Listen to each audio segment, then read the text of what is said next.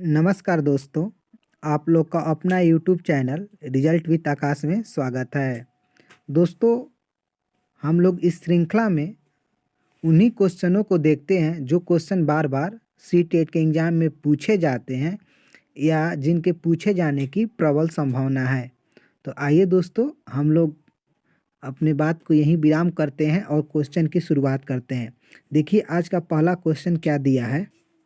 आज का पहला क्वेश्चन है, निम्न में से विकास का कौन सा सिद्धांत प्रस्तावित करता है कि बच्चे अपनी भुजाओं पर अंगुलियों से पहले मांसपेशियां नियंत्रण कर पाते हैं। मतलब कह रहा है क्या कि भुजाएं पहले मजबूत होती है और बच्चा उस पर पहले नियंत्रण करता है। किसके सापेक्ष? तो अंगुलियों के सापेक्ष। तो पहला ऑप्शन दिया है अधोगामी सिद्धांत, शीर्षगामी सिद्धांत, तथ्यों की स्वतंत्रता का सिद्धांत, पदानुक्रम एकीकृत सिद्धांत। तो देखिए, जब भी विकास केंद्र से बाहर की तरफ हो, यानी कि क्या, वह अपनी पहले भुजाओं पर नियंत्रण कर रहा है, उसके बाद अंगुलियों पर कर रहा है, तो वह क्या होता है? वह अधोगामी सिद्धांत होता है। तो हम लोग ऑप्शन नंबर ए इसका उत्तर हो जाएगा। और शीर्षगामी सिद्धांत आप लोग जानते हैं कि बच्चे के जब शीर्ष से पैर की तरफ विकास हो तो वह शीर्षगामी सिद्धांत होता है। आइए फिर हम लोग अगले क्वेश्चन पर बात करते हैं। देखिए दोस्तों, आज दूसरा क्वेश्चन क्या दिया है। समीपस्थ विकास के क्षेत्र की संरचना किसने प्रस्तावित की थी? अब देखिए, समीपस्थ विकास जब भी शब्द आता है तो हम लोग क्या जानते हैं? हम लोग जानते हैं कि वो किनका है, तो वो वाइगोत्स्की साहब का है, यानी ले वाइगोत्स्की। इसका ऑप्शन नंबर बी उत्तर हो जाएगा।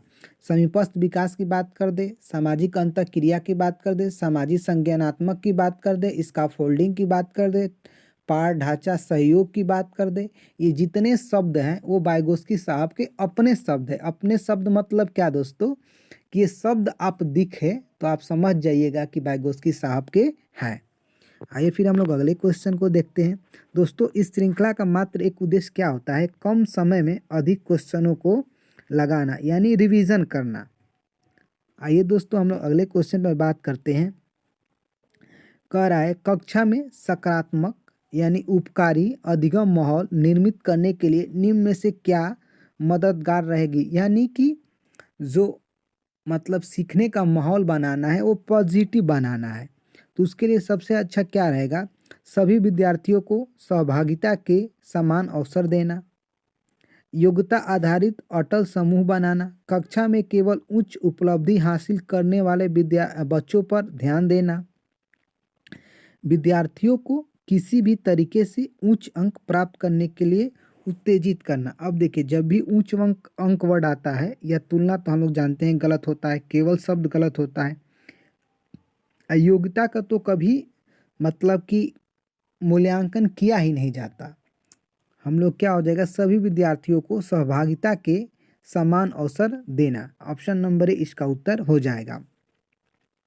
जैसे दोस्तों, आप क्वेश्चन पढ़ते हैं और आपको लगता है कि पहला क्वेश्चन उत्तर होगा, पहला ऑप्शन उत्तर होगा, लेकिन फिर भी आप चारों विकल्प को पढ़ने की अपनी आदत बनाइए, क्योंकि ऐसे में क्वेश्चन गलत होने के चांसेस कहीं ना कहीं बन जाते हैं। तो हम लोग कहीं ना कहीं से दूर हटना है, क्योंकि एक तो सी टेट के क्वेश्चन ऑलरेडी ऑप्शन से और मतलब कि वर्डों पर टिका है। वर्ड का मतलब कि शब्दों के जाल पर टिका है, उसमें आप एक अलग से कन्फ्यूजन रखेंगे तो और हम लोग का मतलब कि ज़्यादा पेपर जटिल हो जाएगा। आइए फिर हम लोग आगे बात करते हैं। देखिए अगला क्वेश्चन क्या कह रहा है, निम्न में से कौन सी विधि समावेशन के अनुरूप नहीं है? अब किसके अनुरूप नहीं है? तो समावेशन के अनुरूप नहीं है। अनुरूप नहीं है तो नहीं वर्ड हो गया। विविधता को सहारा और महत्व देना, सब बच्चों में स्वाभिमान और सीखने के लिए आत्मविश्वास बढ़ाना, शारीरिक सामाजिक और प्रवृत्ति संबंधी बाधाओं को दूर रखना, श्रवण क्षमता वाले बच्चों के लिए अलग विद्यालय का प्रावधान। अब देखिए, ये समावेशन से बाहर है। क्यों?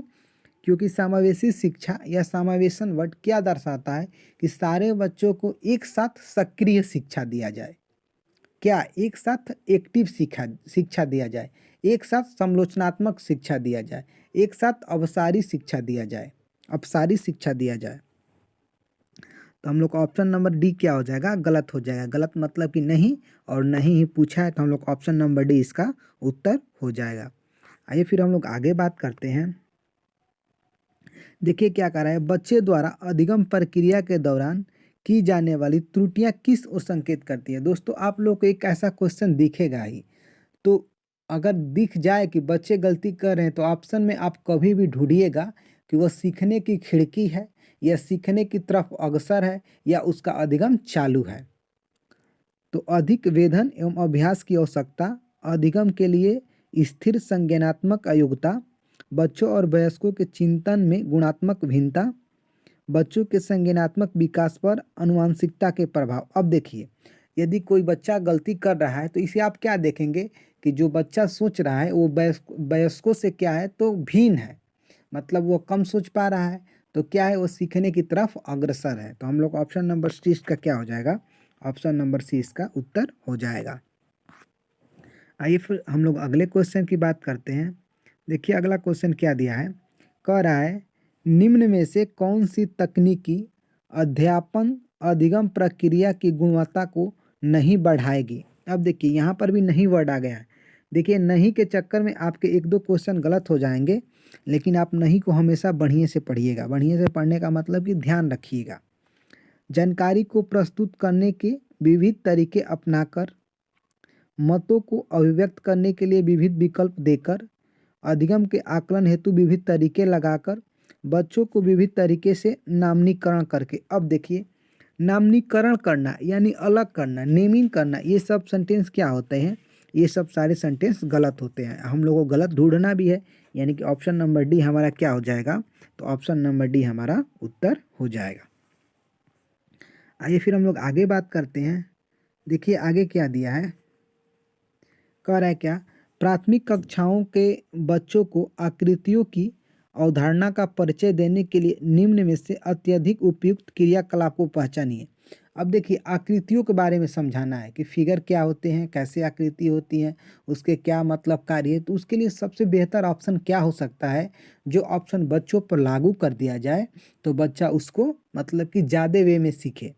पहला ऑप्शन कह रहा है बच्चों को अपने चारों ओर की विभिन्न वस्तुओं पदार्थों से संबंधित अपने अनुभवों को साझा करने का अवसर दिया जाए।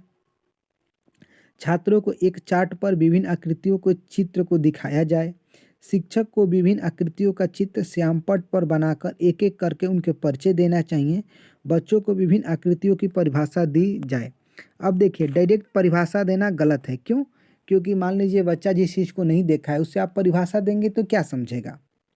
और चित्र बनाकर भी समझाना गलत है। क्यों? क्योंकि देखिए अब आप बताएंगे कि मान लीजिए कि जैसे गाय के बारे में ही उसको बताना है तो कैसे बताएंगे, फिगर बनाए गाय ऐसी होती है वैसी होती है। यदि उसको आप ये अमूर्त हो गया, ये मूर्त मतलब कि अगर सामने वो प्रत्यक्ष अनुभव कर लेता है तो अच्छा से सीखेगा। चार्ट पर छात्रों के एक चार्ट पर फिगर बनाना ये भी सही नहीं है। और ऑप्शन नंबर एक क्यों सही है ये जानिए। बच्चों को अपने चारों ओर विभिन्न वस्तुओं पदार्थों से संबंधित अपने अनुभवों को साझा करने का अवसर दिया जाए। मतलब क्या है कि बच्चे दैनिक जीवन में जिन चीज़ों के प्रत्यक्ष अनुभव करते हैं, प्रत्यक्ष अनुभव का मतलब क्या, मतलब कि उसको स्पष्ट रूप से देख रहे हैं, उसको छू रहे हैं, उसको मतलब कि छूने योग्य है तो छू रहे हैं, देख रहे हैं, उसके गुण को समझ रहे हैं, उसका अवसर देंगे तो उनके अंदर समझ सबसे अच्छा विकसित होगा। तो हम लोग का ऑप्शन नंबर ए इसका उत्तर हो जाएगा। आगे हम लोग फिर बात करते हैं। क्या कह रहा है, अशुद्धियां अधिगम का एक आवश्यक अंग है यह। अब देखिए गलती अधिगम का एक आवश्यक अंग है यह क्या कह रहा है, असत्य है क्योंकि यह दर्शाता है कि छात्रों का प्रदर्शन प्रत्याशित नहीं है।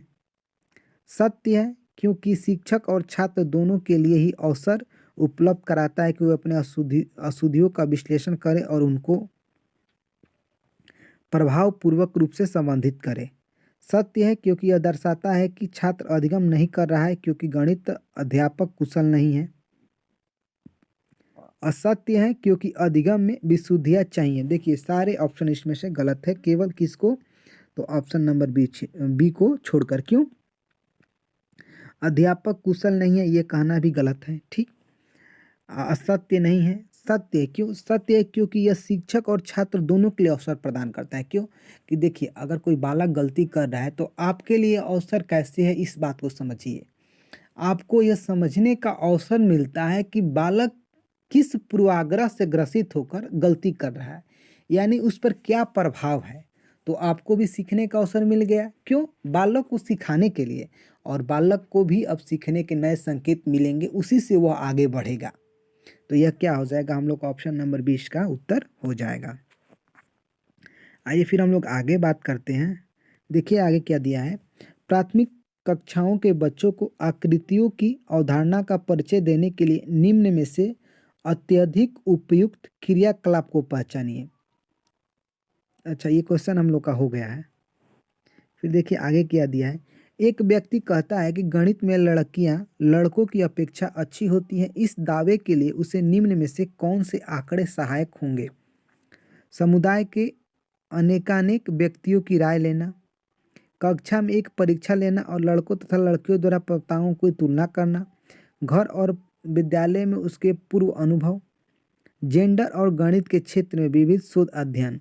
यह क्या है? तो यह जेंडर से संबंधित मुद्दा है। तो हम लोग को ऑप्शन नंबर डी इसका उत्तर हो जाएगा। यह ऐसा नहीं होता है, यह जेंडर रूढ़िवादिता है। या जेंडर क्या है? यह सामाजिक संरचना है। मतलब सामाजिक संरचना कहने का मतलब क्या है कि इसको समाज ने बनाया है कि लड़के लड़कियां से इस क्षेत्र में कमजोर होती है, या लड़कियां लड़कों से इस क्षेत्र में कमजोर होती है, या लड़के भी लड़कियों से इस क्षेत्र में कमजोर होते हैं। यह एक सामाजिक अवधारणा है। तो यह जेंडर रूढ़िवादिता है। तो हम लोग का ऑप्शन नंबर डी इसका उत्तर हो जाएगा। फिर हम लोग आगे बात करते हैं। 3 खाद्य पदार्थों का ऐसा समूह कौन सा है जिसके प्रत्येक समूह में लौह प्रचुर मात्रा में होती है? पहला कार्य है पालक, गुड़, आंवला, पालक, आंवला, टमाटर, गुड़, बंधा गोभी, आंवला, पालक, प्याज, टमाटर। तो हम लोग का पहला उत्तर हो जाएगा क्या? पालक, गुड़, आंवला। देखिए दोस्तों, यह ऐसा क्वेश्चन है कि हर 2-3 पेपर के बाद आता ही आता है। तो दोस्तों, आप लोगों से यह मतलब कि सलाह है, या तो कह लीजिए कि एक गाइडेंस है कि आप लोग इस चैनल से जुड़िए, और आप लोग को इस श्रृंखला के अंतर वही क्वेश्चन कराए जाते हैं जो बार बार पूछे जाते हैं। तो आप लोग इस चैनल को सपोर्ट भी करिए। आप लोगों का सपोर्ट क्या है? आप लोग लाइक करिए, सब्सक्राइब करिए, और दोस्तों शेयर करिए। लाइक कर कर सब्सक्राइब करके शेयर कर दीजिए। आइए दोस्तों, फिर हम लोग अगले क्वेश्चन की बात करते हैं। देखिए अगला क्वेश्चन क्या कह रहा है। कह रहा है एक ईवीएस के शिक्षक के लिए विद्यार्थियों के ईवीएस के ज्ञान का मूल्यांकन करने हेतु निम्न में से कौन सी पद्धति सही है? अब देखिए, विद्यार्थियों के ज्ञान का मूल्यांकन करना है तो सबसे अच्छा पद्धति क्या है? मानवकृत टेस्ट, जो राष्ट्रीय मानकों को बनाए रखने के लिए उपयुक्त है। शिक्षक द्वारा बनाए गए उपकरण जो शिक्षक की अपनी शिक्षण के अनुकूल हो। परीक्षा विभागों द्वारा विकसित किए हुए सर्वमान्य टेस्ट। शिक्षक द्वारा बनाए उपकरण जो उसके विद्यार्थियों उसकी शिक्षक प्रणाली तथा स्थानीय प्रसंगों के अनुकूल हो।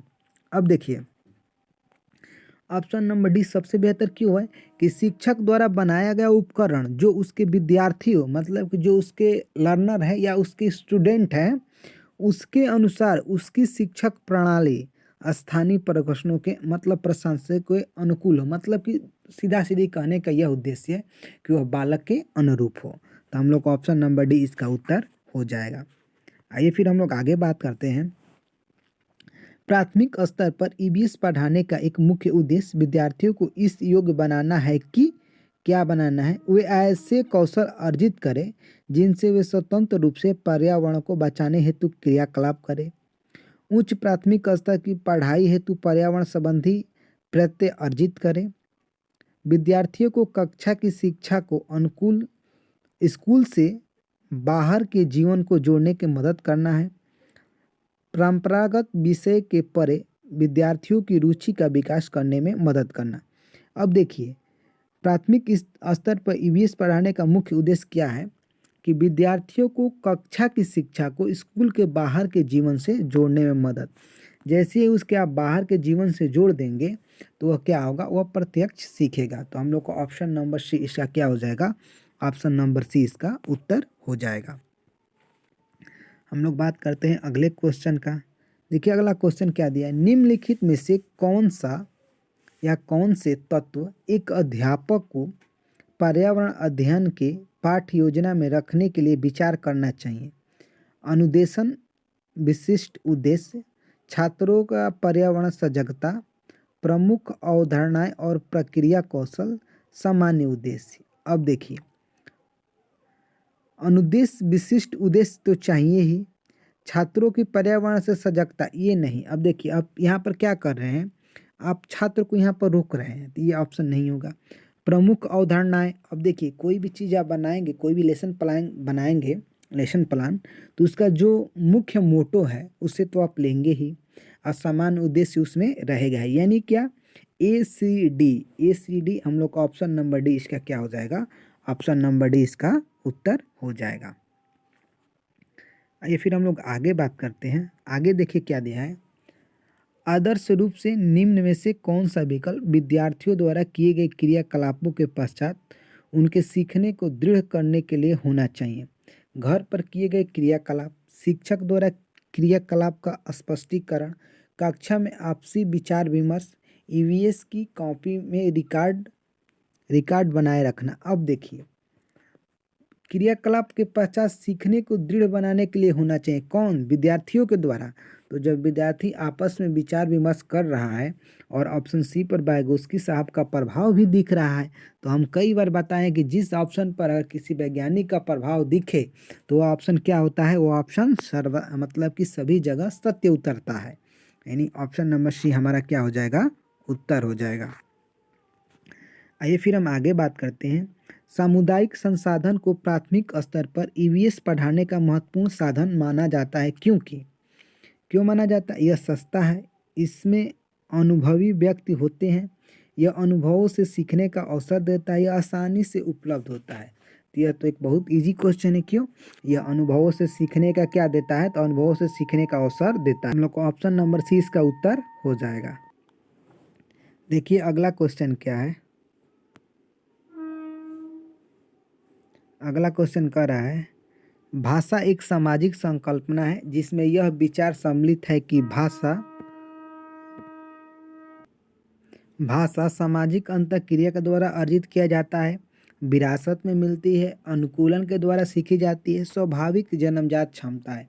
तो देखिए भाषा का सामाजिक संकल्पना है, इसमें क्या होता है, सामाजिक संकल्पना का मतलब क्या, सामाजिक अंतःक्रिया द्वारा अर्जित किया जाता है। यानी ऑप्शन नंबर ए इसका क्या हो जाएगा, ऑप्शन नंबर ए इसका उत्तर हो जाएगा।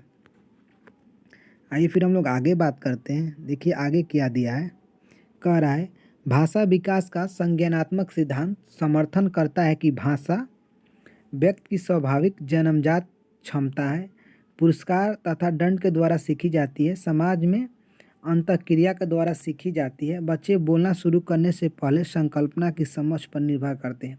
अब देखिए भाषा का संज्ञानात्मक सिद्धांत यह क्या दर्शाता है कि व्यक्ति का स्वाभाविक, मतलब कि व्यक्ति की स्वाभाविक जन्मजात है, भाषा व्यक्ति की स्वाभाविक जन्मजात है, पुरस्कार एवं दंड द्वारा सीखी जाती है, समाज में अंतःक्रिया के द्वारा सीखी जाती है, बच्चों के बोलना शुरू करने से पहले संकल्पना की समझ पर निर्भर करती है।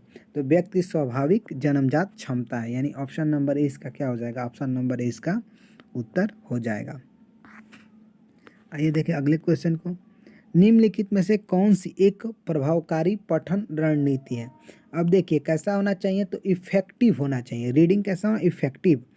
पठन सामग्री में वर्णों या शब्दों के अर्थ निकालकर पढ़ना है, पठन अचेतन चिंतन प्रक्रिया है, पठन अपने साथियों के ज्ञान को पठन सामग्री के अर्थ की पुनर्रचना के लिए प्रयोग करना है, पठन केवल शब्द ध्वनियों को जोड़ने की योग्यता है। देखिए केवल शब्द ध्वनियों को जोड़ने की योग्यता नहीं है। अब पठन जब भी किया जाता है तो क्या होता है, पठन सामग्री में वर्णों या शब्दों के अर्थ निकालकर पढ़ना होता है, ठीक है। तो हम लोग ऑप्शन नंबर ए इसका क्या हो जाएगा, ऑप्शन नंबर ए इसका उत्तर हो जाएगा। आइए फिर हम लोग आगे बात करते हैं। देखिए क्या कह रहा है, स्वनिमिक जागरूकता संबंधी है, किससे है, स्वनिमों तथा लेख चित्रों में संबंध स्थापित करने की योग्यता से, बोले गए शब्दों में स्वनिम को पहचान कर उनमें परिवर्तन करने की योग्यता से शब्दों को शुद्ध तथा धारा प्रवाह पढ़ाना, सही बर्तनी के साथ लिखना। किसके साथ लिखना? तो सही बर्तनी के साथ लिखना। तो देखिए हम लोग का उत्तर क्या होगा, हम लोग का उत्तर क्या हो जाएगा, हम लोग का उत्तर हो जाएगा स्वनिमों तथा लेखों चित्रों के संबंध में स्थापित करने की योग्यता, यानी ऑप्शन नंबर ए इसका क्या हो जाएगा, ऑप्शन नंबर ए इसका उत्तर हो जाएगा। हम पिछले क्वेश्चन को देख लेते हैं एक बार।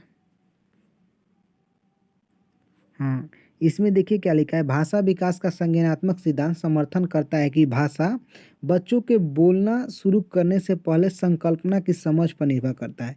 यानी कि वो बोलने से पहले उसके क्या करते हैं, तो उसके कंसेप्ट को तैयार करते हैं, यानी संकल्पना को समझ जाते हैं तब बोलते हैं। यह क्या है, तो यह संज्ञानात्मक सिद्धांत है। तो इसका उत्तर डी होगा। ठीक है, आइए फिर हम लोग अगले क्वेश्चन की बात करते हैं। ये हम लोग का हो गया है, ये भी हो गया है।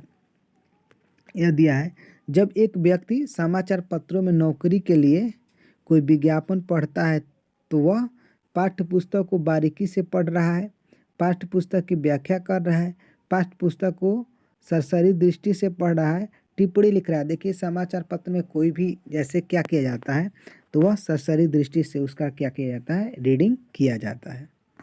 ये फिर हम अगले क्वेश्चन की बात करते हैं। कह रहा है, निम्नलिखित में से कौन सा एक भाषा अधिगम के संबंध में सही है? भाषा अधिगम केवल भाषा की पाठ्यपुस्तकों को पढ़ने से होता है। भाषा अधिगम की गति मुद्रित एवं लिखित समृद्ध परिवेश में पढ़ा जाती है। विज्ञान तथा गणित सीखने के लिए भाषा अधिगम की आवश्यकता नहीं होती है। भाषा अधिगम अचेतन होता है। अब देखिए इसमें सबसे अच्छा भाषा के विकास के लिए क्या है, तो भाषा अधिगम की गति मुद्रित एवं लिखित समृद्धि परिवेश में बढ़ जाती है। मतलब कि जैसे ही इसको अपने परिवेश मिलेगा तो उसमें भाषा का अधिगम सबसे तेज होगा। कह रहे भाषा अधिगम में कहानी सुनाना एक प्रभावकारी माध्यम है। किसका? नैतिक शिक्षा प्रदान करने के लिए, श्रवण कौशल को विकसित करने के लिए, लेखन कौशल को विकसित करने के लिए, खाली समय में बच्चों को व्यस्त रखने के लिए। तो देखिए सुनाने का मतलब क्या, उसके श्रवण कौशल को विकसित करने के लिए। यही ऑप्शन, मतलब इन चारों ऑप्शन में यही सही है। नहीं तो कहानी सुनाने का मात्र यह उद्देश्य नहीं होता है, बल्कि दिए गए ऑप्शन में से ही हम लोग को सेलेक्ट करना है। तो हम लोग का ऑप्शन नंबर 20 का उत्तर हो जाएगा। आइए फिर दोस्तों, हम लोग का आज का क्वेश्चन समाप्त हो गया। दोस्तों आप लोगों में से जिन्होंने अभी तक इस चैनल को सपोर्ट नहीं किया है, तो आप लोग सपोर्ट करिए, लाइक करिए, सब्सक्राइब करिए और शेयर करिए। देखिए दोस्तों, हम लोग बिना बात किए हुए इतने जल्दी में इतने अच्छे अच्छे क्वेश्चनों को कवर किए हैं। तो ऐसे ही वीडियो आप लोगों को और मिलेंगे, इसके लिए आप लोग चैनल से जुड़िए। दोस्तों मिलेंगे हम लोग एक और बेहतर वीडियो के साथ, तब तक के लिए दोस्तों जय हिंद।